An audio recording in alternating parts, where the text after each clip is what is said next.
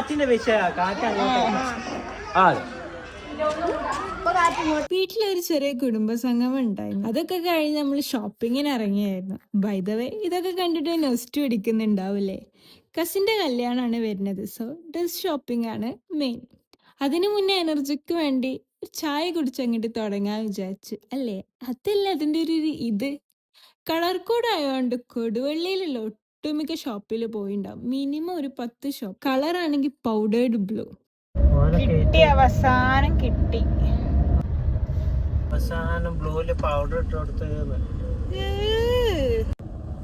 ഇങ്ങനത്തെ ചളികൾക്കൊക്കെ പ്രതികരിക്കാതിരിക്കുക നല്ലത്. എന്താല്ലേ? പിന്നെ പെട്രോൾ അടിച്ച് നേരെ പെരിന്തൽമണ്ണ. എന്റെ വീട്ടിലാണ് പോണ്ടത്.